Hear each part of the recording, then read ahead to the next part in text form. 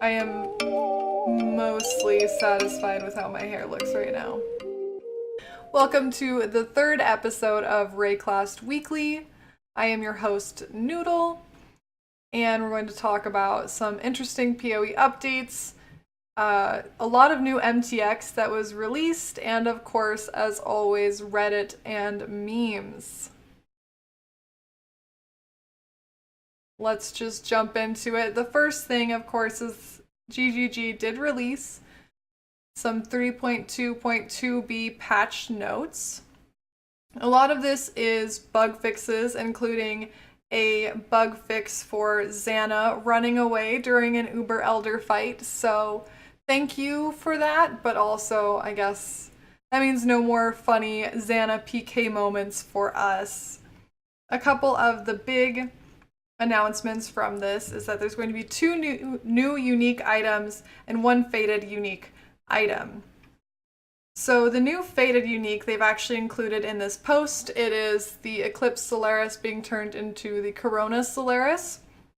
And the big factors of this are that it still has extra damage and critical strike chance against blinded enemies, but it also includes blinding aura when equipped. And one of the interesting new elements that they've added is that the increases and reductions to light radius also apply to accuracy. So I think that's a pretty interesting fated unique. Of course, anyone who is a fan of blinding things, which I know definitely have a few viewers who are fans of blind support, will probably be interested in using this. GGG also announced one of the new uniques is the Gluttony Belt, which is basically a belt that gives you Poacher's Mark and also gives you Culling Strike against enemies cursed with Poacher's Mark. Also, the art is just really dope. So the second new unique that GGG is releasing is Chains of Command. It is a body armor that has an interaction between Animated Guardian and Animated Weapon. So basically your Animated Guardian deals 5% increased damage per animated weapon, but it also triggers level 20 Animate Guardian's weapon when Animated Guardian kills an enemy. So there's an interesting interaction there to be had between the Animated Guardian and its weapon. So it's guaranteed trigger when killed and 10% chance when Animate Guardian's weapon kills an enemy. Starforge on Animated Guardian with this item would be crazy. It'll be interesting to see the interaction and the limitations with that. Also, I hope the 3D art is cool on this. In addition, they also announced some more skill revamps, and this league will be all about traps. Look forward to trap AoE, lack of cooldown, and possibly more traps at once. That was me doing Stefan. Flawless impression. Noodle impressionist. Perfect. So, what they've announced here is Fire Trap, Bear Trap, and Lightning Trap, although they have implied that this might be some of the revamps might be applying to all traps in general. So with Fire Trap in particular, they were talking about not having a cooldown. That's one of the big new things that they'd want to do. Having more fire damage against burning enemies. But one of the big things that they were also thinking about is changing Fire Trap from a level 1 starting skill to a level 12. So that means my go-to of Freezing Pulse and Fire Trap might have to be revamped along with this skill revamp, which is interesting. They also mentioned increasing the damage numbers and AoE, which seems to be a common thread amongst these trap revamps. With Bear Trap, not too much of a change here. It would still have the immobilization and massive damage hit, but they're thinking about adding a significant movement speed reduction for a short time after the immobilization phase has ended. So that would be interesting. Lightning Trap, same as Fire Trap, thinking about taking down the cooldown, but also increasing the crit chance and crit multiplier with Lightning Trap. One of the big announcements for general trap changes is that they want to have it so traps will give you a chance to generate both power and frenzy charges when your traps are triggered, which is pretty huge, especially since Shadow can really utilize frenzy and power charges. They also mentioned offering some passives in the Shadow area that would be appropriate to traps, not necessarily with specific elemental or physical trap damage, just traps. And here they also note planning to increase the active trap limit significantly, but it's still undergoing testing. Not exactly sure what that will mean, but that's something that would be applying to all of the traps. So who knows? Traps might actually be a viable meta build depending on what exactly they do with these actual changes. So I won't really talk too much about this, but there is an interesting article. If you guys enjoyed Path of Exile Royale, which a lot of people did seem to, and a lot of people are asking, is this a one-time thing? Are we ever going to see this again? They talked about how they created Path of Exile Royale. I'm not really going to get into this, but they do address what's the future of Royale. They say they're going to be running it again in the future, but they're not exactly sure how. I totally think they should bring it in as Leo. A way to level Leo would be participating in a Royale type daily. Who knows what they'll actually do with that. In more fluffy, shiny PoE news, we're going to go through some of the MTX releases that they've had. So the first release they mentioned was these oil-drenched wings. I'm personally not crazy about these. I think that the outline doesn't really match the oil look that they're going for. It's all right. I don't know what set it would go with. Another MTX that was released was the Stygian Spectral Shield Throw, aka Throwing Star.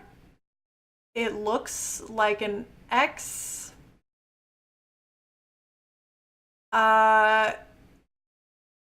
Yeah, again, not a huge fan of this particular release. I think that it looks a little goofy. Almost like the edges are unfinished. The blue X is okay, but the black fade around it is just a little goofy. I don't know. I'm not a huge fan of it personally. I do like the tracer effect. I think that's neat. I think it would look better with almost any other weapon skin except for an X. Then the third MTX they released is definitely my favorite. I guess there's a bonus MTX release, but the Arcane Portal, I can't lie, I already have this. I think it looks beautiful. I love the lightning middle, the cool Harbinger-like glyphs on the side of it. It's beautiful. No complaints about that one. I have it. I wanted it. It's great. Looks amazing. Bonus MTX. Don't know if this really counts. Bestiary League hat. So if you're going for the Indiana Jones look, it's not complete without your hat, right? There you go. Looks... Well, I mean, it's a hat. It's definitely a hat. It looks just like the Outlaw hat, but with skulls on it. So I would say, not counting the hat, we're 1 for 3 there. In my opinion, GGG. Moving on, they did do a community showcase. GGG did a community showcase of a bunch of fan art and other neat submissions. I can't really go too much into this. I'll just kind of scroll through. But I think this is really cool. This Poor Joy's Asylum. I mean, that's just so much work that went into this. A lot of really, really cool art. And I'm glad that they do stuff like this because it's insane how many people are so talented. And they definitely deserve this showcase. A lot of cute art here. Insane talent. Love it. This is great. This would be a good t-shirt design, actually. I want your stupid beast. Haha, you are captured. I mean, there's a lot of really good art here. So I highly recommend checking out the thread. It's just full of good stuff from a lot of talented players out there. Okay, so moving on to Build of the Week. This week I will talk a little bit about GGG's Build of the Week, but I'm going to be talking primarily about a build that Kwitch made that I have been trying out and I am a huge fan of. So let's quickly go over the Build of the Week as featured by GGG is Scorching Ray Totem's Hierophant. So what's interesting about this Hierophant build is that they don't actually take Ancestral Bond. They still have Righteous Fire so that they're able to do their own damage. And as you can see here, Righteous Fire, of course, pretty OG, doing honestly a lot of the damage. In this, they're not even putting up very many totems out of the 4 I'm assuming that they have. But in general, your Righteous Fire is going to be more for your clearing. Your Scorching Ray totems are going to be more for single target boss type damage. What I did think was interesting that they just touched on is that they include Elemental Equilibrium and Elemental Overload. Oh yeah, so they're using Orb of Storms to proc that Elemental Overload. So I thought it was interesting. I'm not particularly surprised. We've seen a lot of Hierophant builds becoming popular because of the Ascendancy changes. Obviously, Righteous Fire is the meta right now. Most people are doing Righteous Fire, Scorching Ray, Juggernaut. This seems like a little bit of a twist on that. It's alright. I mean, it's to be expected, I suppose. But the build that I'm very excited to talk about is a build that Kwitch made. He calls it his Hot Flashes Elementalist Flame Surge build. Now, if you're like me and you've never used Flame Surge before, don't worry, it's actually really awesome in this context. You're able to utilize the Elementalist, particularly the Conflux, where you're switching between different types of damage being procced to override Flame Surge's inability to ignite, but also utilize Flame Surge's increased damage on ignited enemies. So by pairing Orb of Storms with Flame Surge and having that conflicts damage switching through ignite conflicts, shock conflicts, etc., you're able to use Flame Surge to ignite and shock and just do crazy amounts of elemental damage. But of course, the most important piece is using impulses, and so not only are you shocking things, but everything is exploding into these beautiful blue orbs of death, and it's so fun. So another interesting element of the build is that when you have built it correctly, you are completely immune to shock because of impulses. And let me just open up my path of building. You are taking nodes like Crystal Skin to avoid elemental ailments, so you're completely avoiding ignite, chill, and freeze, as well as shock. So you're invulnerable to elemental ailments. So let's watch some gameplay from Kwitch. I'm also going to be doing a gameplay review of this build. I do need to get it to a higher level. Right now I'm about level 83, but I am playing this build trying to see how much content I can get through easily. So you can see the whip is Flame Surge. It gets an increased AoE from one of the Elementalist Ascendancies.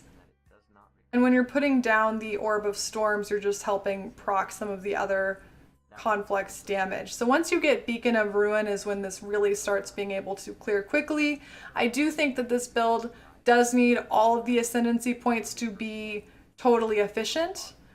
So getting Beacon of Ruin really helps. Shocks from your hits always increase damage taken by at least 20%. When you're doing all of the damage from Shaper of Desolation with your conflicts, that's really helpful. But it is really important then to be able to get to Mastermind of Discord because you utilize multiple different heralds as well. I will have a link to Kwitch's build guide in the forums, available as well as doing a build review soon in depth. I highly recommend this. I think it's very unique. You know me, I love hipster builds. I love non-meta, so being able to use a skill that I've never even used before to do something so fun that's good at clearing, but also has really decent boss clearing abilities so far. Finally, moving on to Reddit and memes, everybody's favorite Reddit content, spreadsheets. Yes, more data, please. Somebody has put together a spreadsheet. Let's see, Infinite251 put together a spreadsheet about prophecies and using silver coins, and it is pretty crazy. Unfortunately, it seems like the method of almost like sextant blocking, I think they were prophecy blocking, I think that it got nerfed or broken in GGG's latest patch, according to them. But it is still interesting to see how many coins they spent, how many times they got certain prophecies. For example, they got Fated Connections 5 times, but Trash to Treasure 0 times in the 293,973 coins they spent to do this. So if you like data, you're curious about what prophecies are profitable, whether or not it's worth doing, certainly interesting. A lot of math going on if that's your thing. In addition, DeadandDoom, one of the best racers out there, managed to get to level 70 solo self-found in less than 4 hours. Technically 3 hours, 52 minutes. It is a world record, so congrats to DeadandDoom. That is awesome. I think we've all seen that he's really great at racing, but getting to level 70 in solo self-found, so no twink gear and no portal sharing in less than 4 hours is insane. Definitely a lot of respect for that. And finally, of course, I like to end on a meme. So I thought this image that I found on Reddit was pretty awesome. It is called the Necro Experience. And it's just someone drew a witch eating a sandwich and pointing a laser at some poor, unsuspecting enemy while her minions go out and do all the damage. I do love playing Necromancer, and that is totally what it feels like. Alright, so that is all I have for this episode of Wraeclast Weekly. I hope you guys join me next week. I'm hoping to post the build review for Kwitch's Hot Flashes soon. I do have a build of the week lined up for next week, but if you have a build you want me to try out and level, please let me know. Send it to me on Twitch, Discord, YouTube, whatever. And until then, stay sane, exiles. Say it like that. If I hate you, then find someone new. Baby, but you